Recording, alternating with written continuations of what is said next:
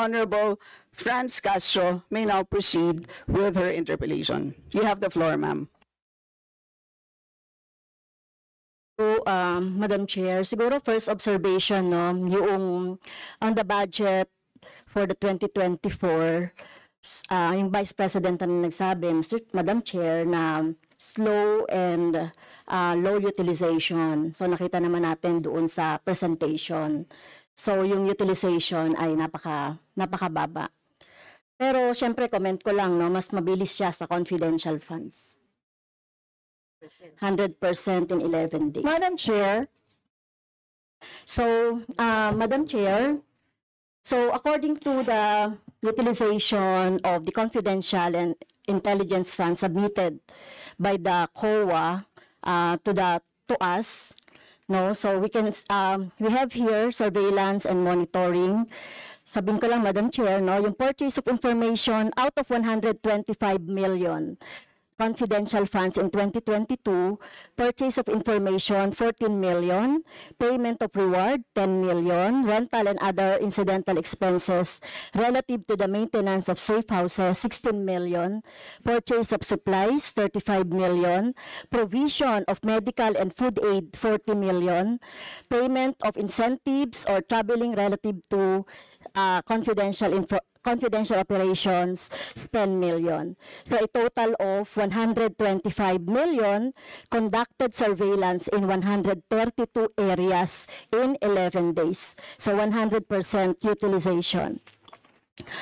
Madam Chair, I have also here a report about the notice of disallowance.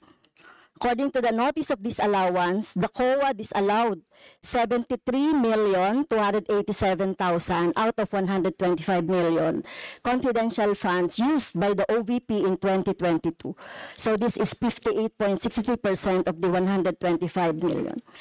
So can you confirm, the Vice President? Madam Vice President. Madam Chair, since you allowed her a snide comment, you will allow me a snide comment as well. So my question is, Madam, can you yes. confirm? Yes. Yeah, okay. Diba? Okay. Yes, Madam Chair. So, Before you proceed, may I remind both our guests and our resource You should have reminded her when she said the line, diba? I called your attention, Madam Chair. You did not recognize me.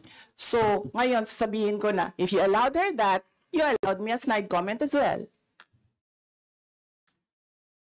I don't recall hearing a snide comment, Madam Vice President. Ang snide comment, that's a matter of judgment. So please proceed Secretariat, Madam Chair, I would like the Secretariat to repeat the first 3 lines of the comments. well, point of order, Madam Chair. Point of order, Madam Chair, kasi parang... So let's please proceed with the answer.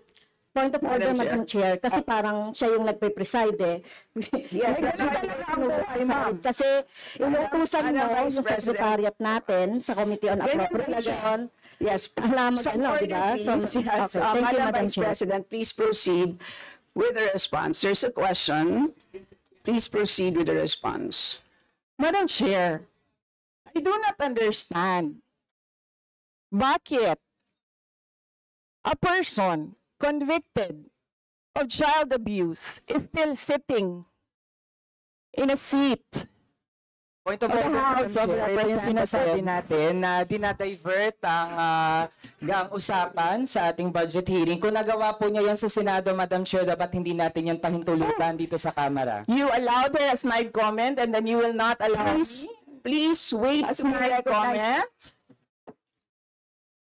Excuse me, our members and our guests. I warn you. Please wait. Don't go to this rabbit hole. Please wait to be acknowledged before you speak. Okay, so at this point, Honorable Manuel.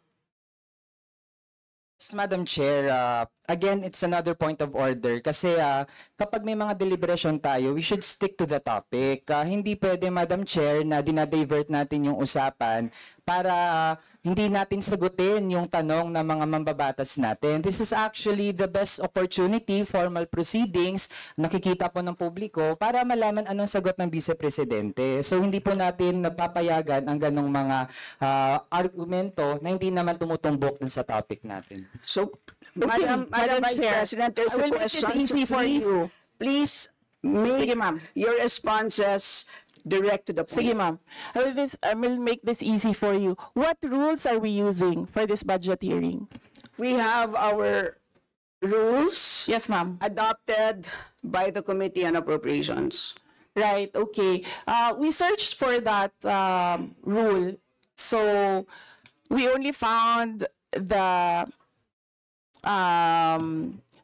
general rules. So we have a copy of the rules for the budget hearings.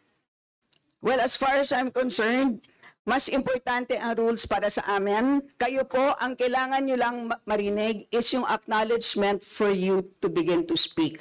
Yun lang po ang pinaka-importante para sa guests. Sa totoo lang po. Yes, ma'am. So, ang pinaka-importante, yes, you may proceed. At saka po yung adjournment. Yun lang po. Yung termination po. Yun ang pinaka-importante lang po. For the rules, yun ang ay importante para sa members. But we may provide the copy to you. Yes, So ma'am. please proceed and answer the May we question. request a copy? Yes, yes, absolutely. But Yes. please, there is a question. And do you want us to repeat the question? And we will not penalize you all the time. I don't You can repeat the facts from the notice of disallowance. I don't from need a the repeat Honorable of the Franz. question. Yes, Honorable Franz Castro, you may repeat your question on the notice of disallowance, I believe. Yeah, tama, Madam Chair. So according to COA, the notice of disallowance is amounted to 73,287,000 out of 125. At ito po, Madam Chair, yung mga breakdown ng mga disallowed na mga na mga purchases. So reward payment of 10 million, payment of rewards, various goods, 34.857 million, payment of rewards, medicines, 24.93 million, tables, chairs, desks, computer and printers, 3.5 million. So, ang question, Madam Chair, so yung letter A, B, and C, so nakita naman natin nandoon yung sa joint circular. How about yung ito, no? How about yung mga tables, chairs, desktop, computer, na umabot po ito sa 3.5 million. So, pwede bang maipaliwanag kung bakit ito pinurchase, Madam Chair? Madam Vice President. Madam Chair, I still request for the rules of the budget hearings. Okay, Vice President. gusto mo sagutin ko, ma'am. Yes, Madam. This is a hearing of the budget of 2025. Nasaan dito ang confidential funds? Yung tanong niya, Madam confidential Chair. funds. Nasaan dito? Honorable Madam Chair, Franz, you may ito yung continuing, continuing questions pa natin noong 2024, during the last budgets. Hindi na ipaliwanag itong 125 million na alam naman natin na wala ito sa budget ng 2022. So, ito, Madam Chair, sa rule naman natin, lahat dito tinatanong no? So, according to the budget, whether it is in the past, kasi nakikita natin yung utilization noong mga budget, kahit na yung past years, ay pwede nating busisiin dito, Madam Chair. Tama ba ako, Madam Chair? I will agree with you, the Honorable Franz Castro. You may proceed, Yes, Madam ma'am. Vice President. Yun yung sagot ko, ma'am. Nasaan ang topic natin dito at ang pinasubmit ninyo sa amin is the budget proposal of 2025. Where in the budget proposal of 2025 is the item confidential funds. In aid of legislation nga ninyo, nakalagay nga doon sa rules ninyo, diba? The discussion should be germane to the topic. The topic is the 2025 budget proposal. Now tell me, Madam Vice Where President, the Honorable Franz confidential Castro has already provided a sufficient explanation for why she asked the question. So please proceed with your answer. Madam Chair, It's a very why are we simple question. discussing the budget of 2023 in 2024. Honorable friends, Castro. So kung ayaw niya sagutin, Madam Chair, so let me go through na lang with my question kasi related naman ito. Remember, Madam Chair, question natin ito noong last year at yung 125 million na ito ay hindi ito maipaliwanag, no? Dahil nga confidential no? Nagtago sa word na confidential. At ngayon, kailangan nating maipaliwanag at it is in the interest of the people. Yung 125 million na ito, Madam Chair, kaya kailangan ito na mabusisi at kailangan ito maipaliwanag ng OVP. Kaya hindi tayo pwedeng questionin ng mga rules, questionin ng mga topic, etc. Dahil related din naman talaga ito sa budget, Madam Chair. Madam Chair. Yes, you may proceed. I request that the chairperson of the Finance Committee preside over this hearing. Madam Vice President, with due respect, you are not allowed to do that, Madam Vice President. You are not allowed to introduce any motion. You are a research person this hearing, Madam President. I did Vice not move, President. ma'am. I requested the same vein. as your research person, I requested So that the your request is chairperson of the denied, committee. Madam Vice President. Just please answer the question. The issue on confidential funds falls squarely within our discussion of your 2025 budget. Narinig mo yung sinabi niya, ma'am? Narinig mo yung please proceed. nakikinig ka sa kanya kanina? Absolutely. Walang rules dito. Please proceed and answer the question. It's a very simple question. Di ba? Please explain the specific spending on those items that she enumerated, amounting to a total of, honorable friends, do you want to Amounting repeat to a it? total of 73.287 million. So, dahil may notice of disallowance, so ibig sabihin, Madam Chair, illegal ito at not in accordance with the joint circular by the COA, DBM, and other related agencies. So kung ito ay dinisallow, so ibig sabihin illegal yung paggamit nito. Madam Chair, nitong mga items na binanggit ko po, Madam Madam Chair, Yes, Madam Vice President. you cannot allow a member of the House to just claim that it is illegal. That is a Madam notice Chair. of disallowance. That is a procedure inside the Commission on Audit. Hindi sa upuan niya. Honorable friends. Okay, thank you, Madam Chair. So, thank you for the explanation, Vice President. Okay, next. According to accomplishment report of OVP, it spent 10 million for payment of reward. So, Madam Chair, in 11 days, ilang tao kaya at magkano kada tao ang reward? In fact, COA disallowed the whole amount spent by OVP for payment of reward. Hindi ba, Madam Chair, questionable ito? Madam Chair, the invitation letter that we received from the House of Representatives. Dear Vice President Duterte, the House Committee on Appropriations will hold briefings, hearings on the budget proposals of various departments, agencies, and corporations relative to the fiscal year 2025 National Expenditure Program as the basis of the fiscal year 2025 General Appropriations Bill. Nasaan? Sa presentation ko kanina, ang haba. Ang confidential funds. Honorable friends, Castro.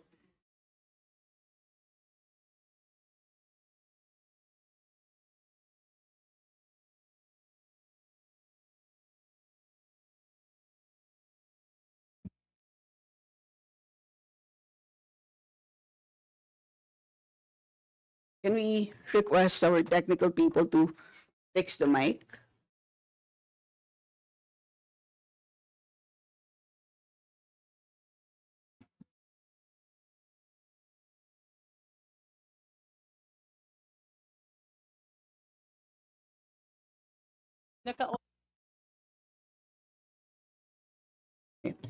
Can everybody check their mics and make sure that they're switched off para maka-switch on yung si Franz?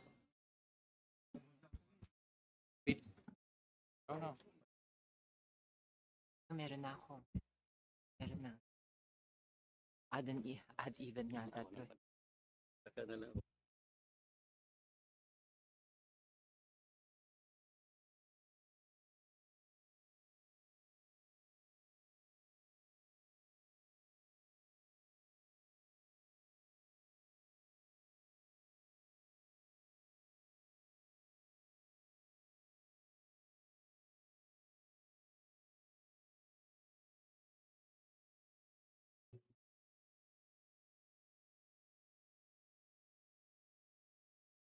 Madam Chair, point of order lang ulit, Madam Chair. Kasi kailangan lang nating ma-establish. I would assume hindi naman po pinanganak kahapon ng ating resource person. Practice po natin sa Madam House Chair, that is a bago kind po- remark. na para po tayo ay makapagtalakay ng budget na pinopropose para sa susunod na fiscal year, chine-check natin paano din gumagastos yung mga ahensya even in the current year and in the past year. Also, Madam Chair, Section 162, Rulings as Precedents, rulings on questions raised by members shall form part of the parliamentary practice of the House. At practice po natin since time immemorial na hindi lang po ang proposed budget yung tinatalakay. Kasi yung performance ay dapat bahagi din ng discussion. Yun lang, Madam Chair. Noted. Honorable Franz, could you kindly check if your mic works? Okay, thank you, Madam Chair. So, so yun po, no, yung sinasabi natin kanina, yung payment ng reward, the resource person can answer this. Questionable, tingin ko ay questionable ito. Okay? So, next, according to the accomplishment report, isa sa pinaggamitan ng OVP ng confidential funds ay yung provision of medical and food aid. This is not allowed under the Joint Circular number 2015-01 dahil kailan pa naging confidential fund ang pagbibigay ng ayuda. Or kung ito naman ay ginamit sa mga ginamit na tao or informant in 11 days. So paano kaya ginamit itong 40 million na ito, no, para sa medical and food aid in 11 days, Madam Chair? So yun yung tanong ko. Kung hindi ito ginamit doon sa mga aids, medical aid or food aid, pero paano kaya, Madam Chair, ginamit itong 40 million na ito as a medical and food aid ng ilang tao in 11 days? So yun po yung tanong natin, Madam Chair. Madam Vice President. Madam Chair, the subject of this hearing is the OVP 2025 budget proposal. We do not have an item of confidential funds in the OVP budget proposal. Honorable Franz. So, may I continue, Madam Chair? Isa sa bumubukol na confidential fund ng OBP noong 2022 ay nasabi ko na, Madam Chair, yung medical and food aid at saka yung mga purchase of supplies. According to the accomplishment report, the OBP spent 40 million now for medical and food aid in 11 days. So, ang ibig sabihin nito, Madam Chair, konting math, pumapatak na 3.64 million kada araw ang gastos, no, para sa food and medical aid. So hindi natin maintindihan, Madam Chair, paano ito ginastos in 11 days, no? 3.64 million kada araw dito sa item na ito. Madam Vice Do you want to President. comment? Madam Vice President. I did not call you, ma'am. It was Representative Arroyo who called you. The chair would like to remind both the resource persons and the members to please wait to be acknowledged before you speak. Yes, ma'am. So, Tinawag you mo mean, ako. yes, For what, ma'am? to respond. So any comment, Madam Chair, dun sa sinabi natin based dun sa accomplishment report.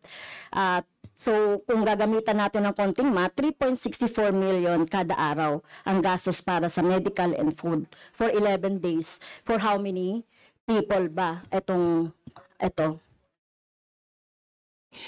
Madam Chair, the topic and the invitation of the House of Representatives to the Office of the Vice President for this hearing is the 2025 budget proposal.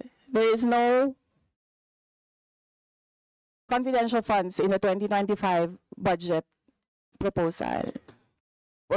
For the information of the body, the letter that we sent, our Madam Vice President, reads as follows. In the second paragraph, we noted the following topics to be discussed. Item number 3 is comparative budget allocation and utilization rate from fiscal year 2019 to 2023. That's item number 3. So I can provide you copies of the letter. So clearly, confidential funds spent in 2022 falls squarely within that. So yes, Honorable Francie, may proceed. Yes, Madam Chair. So mukhang hindi na tayo sasagutin ng hindi na ako sasagutin ng ating Vice President. So sa bawat sagot kasi na ganyan ng ating Vice President, for the record, since ayaw magpaliwanag ang BP, so ibig sabihin nito, yung paggastos ng 125 million ay na pera ng taong bayan ay hindi maipaliwanag. So, yun lang, Madam Chair.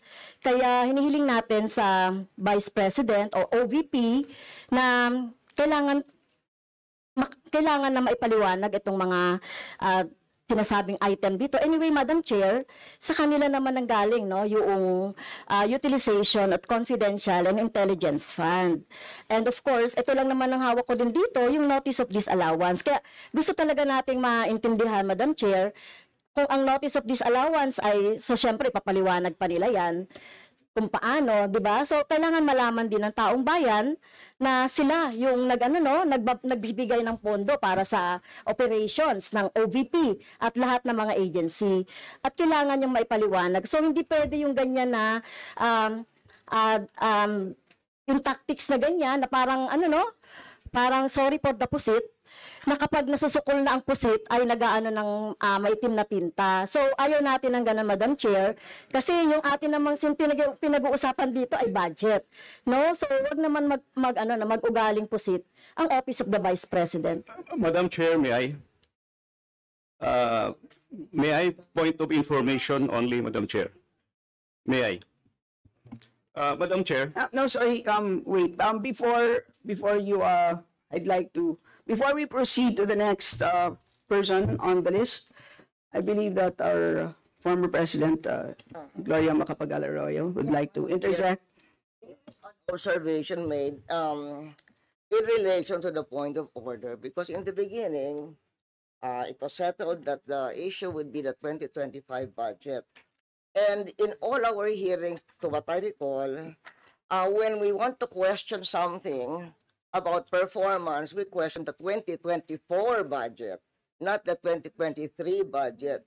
What is being questioned now is the 2023 budget, which was discussed very extensively last year. And that is the reason why the House removed the confidential funds. So that issue has already been, to my mind, for purposes of the budget hearing, laid to rest. So that's my observation, Madam Chair. We note that,